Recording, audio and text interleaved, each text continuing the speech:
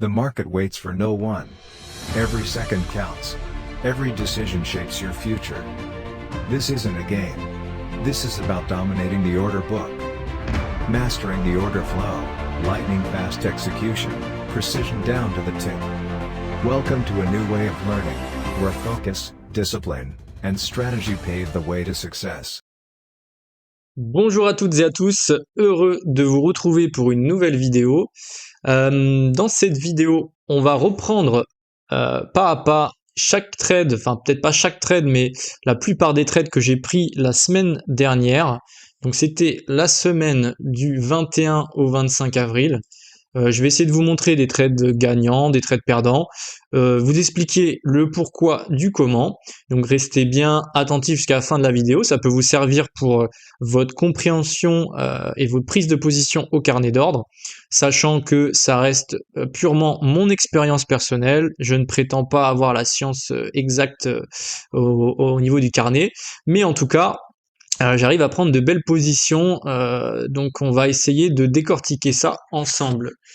Alors, déjà au niveau du contexte, donc on est sur l'IS, comme vous pouvez le voir, on est dans un contexte très haussier, vous voyez en 15 minutes, donc on a ouvert à la hausse, en 5 minutes, vous voyez qu'on a fait beaucoup de bougies avec de l'imbalance, donc potentiellement moi ce que je cherchais c'était des achats.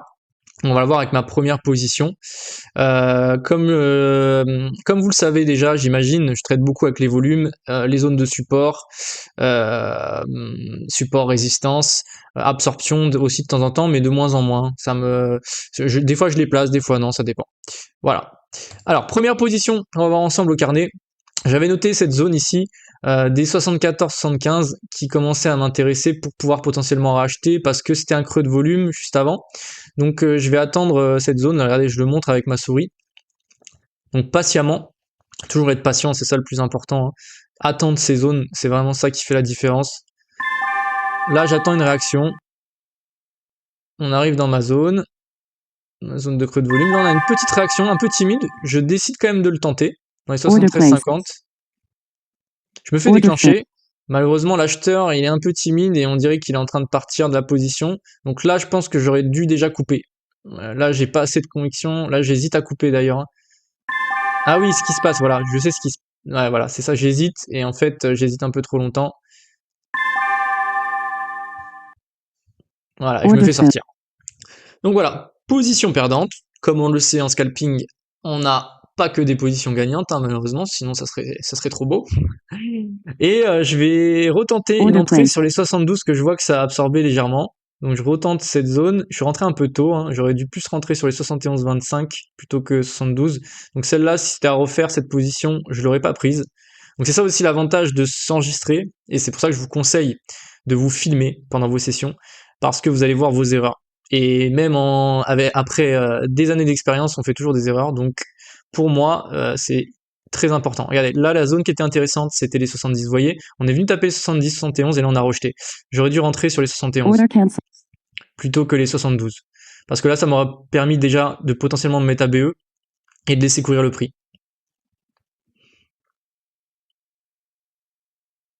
Donc là, je vais reset mon inside print, il me semble. Non, même pas, je vais pas le faire. Bon. Là, j'attends de voir ce qui se passe. Je suis pas hyper bien rentré dans cette position, voilà, c'est ça que j'essaye de faire. En fait, je suis en train de demander est-ce que je la clôture.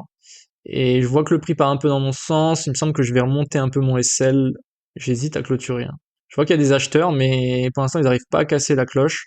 J'aimerais bien qu'en fait on repasse sur la cloche des 74, c'est ce que j'attends en fait, avec un peu de volume. Ça reste timide, là on commence à pousser, donc là c'est positif pour moi, mais je vois qu'il n'y a pas vraiment de conviction en fait. C'est compliqué. Voilà, on a un peu d'acheteurs, mais ça reste timide. Ok, là ça se présente un petit peu. On a vu là les acheteurs qui sont rentrés un petit peu market. Désolé pour les bruits de fond, hein, c'est les alertes qui sonnent, c'est un peu relou. Là je décide de diminuer mon risque à 3 ticks, parce que je vois qu'on commence à se faire un peu absorber. Et là je décide de sortir. Et regardez, j'ai bien fait, regardez. On a absorbé les acheteurs et bim, il y a un gros vendeur qui est arrivé market. Donc voilà. Donc là on a une mini position, voilà, on a sécurisé peut-être 3-4 ticks, donc c'était pas incroyable. On va passer à la suivante. Ah voilà. Donc là on a une position, donc on va voir ce que ça donne. Ok, on va remettre. Voilà. Donc, je suis rentré encore une fois à l'achat. Zone qui m'intéressait puisque on était sur le pullback, vous voyez, de ce high en 5 minutes. En plus de ça, c'était un creux de volume, on le voit ici dans le volume profile. On voit qu'on a créé une absorption et donc je suis rentré sur les 67,50. On va mettre juste le début de la position si j'arrive à la retrouver par là, peut-être voilà. Allez. Donc là, regardez, je montre. Là, c'est une zone qui m'intéresse. Je l'avais matérialisée dans mon carnet. Là, j'attends une réaction. Donc, une petite réaction ici, voilà, un petit acheteur qui est rentré. J'essaie d'entrer avec lui. Je me fais pas déclencher. Et là, je vais me faire déclencher, il me semble. Voilà, ici. Là, l'acheteur est toujours là sur les 67. Pour l'instant, il défend. Voilà, super. Donc là, ça part. J'ai fait, je crois, l'erreur sur cette position d'avoir décalé mon stop parce que j'ai vu que ça partait fort. Et j'aurais peut-être dû le laisser ici pour TP. Je me rappelle plus exactement. On va voir ça ensemble. Donc là, je suis plutôt bien parti, je diminue mon risque à 2 ticks, donc là, je perds que 2 ticks, donc là, c'est très bien. Là, je vois qu'il y a toujours des acheteurs, mais on commence un peu à se faire absorber ce 70, ça a du mal, plus trop d'achats. Et là, je crois que je vais sortir Flatten, il me semble, ouais. Je vais pas prendre de risque, je sais plus, sécuriser un petit peu, parce que j'ai déjà pris un SL au début. Ouais, voilà. Là, j'ai clôturé ABE, en gros. Donc voilà, donc troisième position, un BE. Donc pas la folie, on va regarder ce que je fais par la suite. Donc là ici apparemment je vais me faire déclencher encore une fois sur les 66, donc là c'est la zone pareil de support ici, hein, qui réagit pas trop mal, mais je vois que ça a encore un peu de mal à acheter, hein. On va voir. Ok, là c'est acheté. Donc là j'essaie de rentrer un peu plus haut, potentiellement si je me fais déclencher, malheureusement. Donc j'avais la bonne zone, hein. Mais malheureusement, je me fais pas déclencher celle-là, donc j'essaie d'enlever mon ordre parce que c'est un peu tard, le mouvement il a déjà eu lieu. Ok, donc là il y a une position, on va voir celle-ci. Donc là, je décide de rentrer un peu plus haut, pullback sur les 68, qui correspond à cette zone de creux de volume là, juste ici. On va voir si les acheteurs se positionnent ici pour un rachat. Ok, super, là vous avez vu, là dès qu'on a touché 68, on a réagi, donc ça c'est pas trop mal pour moi, mais il faut que ça continue. Ouais, on va chercher plus bas, malheureusement. 67, 75, on bloque. Ça, c'est pas mal pour moi. Là, je crois que je vais remonter mon stop ici. Voilà, super. Dernière injection. Et là, ça injecte market. Donc là, c'est pas trop mal. En plus, le TP il serait nickel sur la zone juste ici du haut de cloche. Ça continue d'acheter market. Là, je suis bien dans ma position. Je me décide de me mettre à BE parce que pour moi, il n'y a plus d'intérêt à revenir sous ça. Il faut que ça continue de buy. Là, de toute façon, j'ai annulé mon risque. Donc là, je suis bien. Ça continue de pousser. Je vois que ça bloque un peu ici, donc je décide de retirer un petit tick pour aller chercher au moins là. Voilà, paf. J'aurais pu le laisser. Et voilà, un trade gagnant. Donc on avait au début, je rappelle, on avait un trade perdant. Après j'ai fait quelques ticks et là j'ai un trade gagnant. Donc là je suis dans le positif, hein, sachant que je vise des RR de 2. Donc voilà. Je vais regarder si j'ai d'autres trades durant la session. Voilà, c'était BTC. Ok. Pas d'autres trades, je crois. Il me semble pas. Peut-être que j'en ai un à la fin, je sais plus du tout. Mais je crois pas. Ah si, il y en a un ici. Alors on va regarder ensemble. Qu'est-ce que j'ai fait? Un achat pareil, creux de volume. On arrive dans la zone, ça me plaît pas ça déjà. Là j'ai envie de sortir. Là je devrais sortir en vrai. Ça sert à rien. J'ai pris trop de temps. Regardez là, encore une erreur de ma part. Je mets trop de temps à sortir. Je pense que je vais peut-être sortir. J'attends qu'il revienne à BE, peut-être pour scratch. Ah, c'est pas trop mal au final hein, ce qui se passe. Mais ouais, je vais sortir quand même, il me semble, parce qu'il va revenir. Ouais, voilà. Voilà, j'ai sécurisé 2-3 ticks.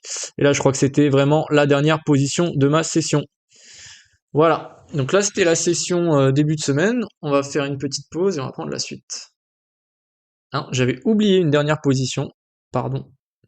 Celle-ci. Donc, pareil. On est dans une zone intéressante. On avait déjà eu des acheteurs qui se sont positionnés ici, que j'avais déjà travaillé par le passé. Donc une zone intéressante, la zone des 69. Je me fais déclencher, le prix part dans mon sens, on a des acheteurs qui se positionnent.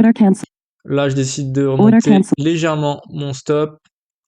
puis mon TP parce que je vois qu'il y a du volume. Donc ça m'arrive de le faire, hein, pas tout le temps, mais je le fais de temps en temps.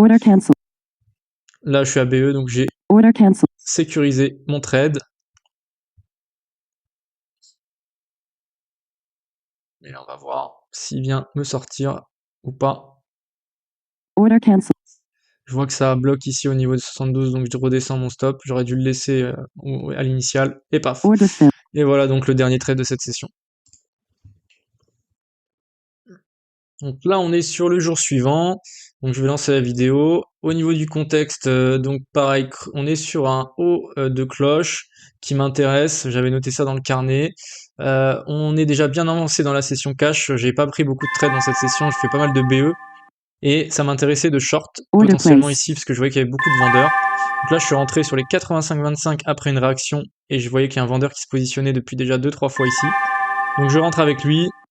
Je sécurise mon trade déjà, j'ai déjà plus que 4 ticks. Et je viens petit à petit diminuer mon risque. Vu que je vois qu'il y a quand même pas mal de vendeurs, je décide de décaler un peu mon stop pour profiter de la volatilité. Malheureusement, vous allez voir que les vendeurs vont se faire absorber sur la zone des 82. Ça va pas réussir à passer. Voilà, 80, 82 ici.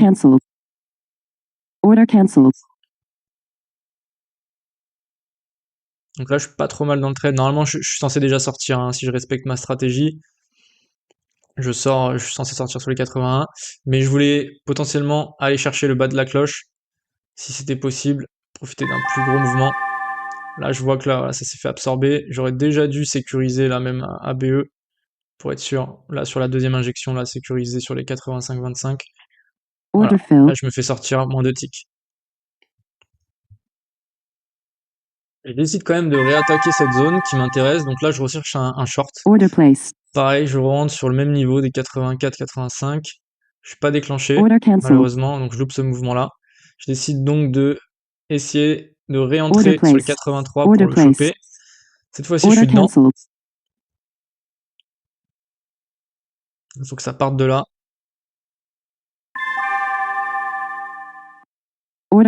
Là, je sors donc avec 4-5 ticks de perte. Malheureusement, après, ça se retourne. Alors, là, on vient de prendre la liquidité. Vous voyez, là, de la bougie. Et là, on repart dans mon sens. Donc, je crois que je vais le réattaquer, il me semble. Je ne sais plus.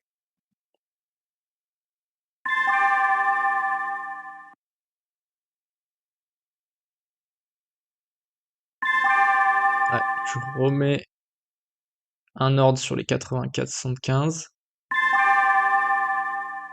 Je l'enlève parce que j'aime pas trop ce qui se passe ici, là. Vous voyez, les vendeurs qui se sont fait piéger. Regardez ce que je fais par la suite. Ah, ok. Donc en fait, ouais, je vais réussir à choper un mouvement un peu plus haut. Voilà, ici. Donc là, je chope le mouvement sur les 88, 89. Malheureusement, pareil, ça part pas dans mon sens, donc je décide de couper. Pareil, moins 5 ticks, 6 ticks, quelque chose comme ça. Je retente une énième fois sur les 89-25, ce fameux short. Et là, je crois que c'est le bon. On va suivre ça. Voilà, regardez comment ça part là. Là, on voit clairement qu'il y a des vendeurs qui viennent de rentrer. J'ai eu, en tout, j'ai dû perdre 10 ticks, hein, je crois, peut-être un peu plus, je sais plus exactement cette session. Et là, ça part dans mon sens. Donc je décide de trail stop, de laisser un peu d'espace parce qu'on a quand même une grosse cloche de volume, donc on pourrait très bien rechercher le POC. Donc ça me laisse quand même de l'espace. Je rentre à 2 mini, hein, je rappelle, hein, regardez, vous voyez le TP potentiel là sur le côté. Je crois que je vais sortir dès que ça va bloquer en fait. Hein.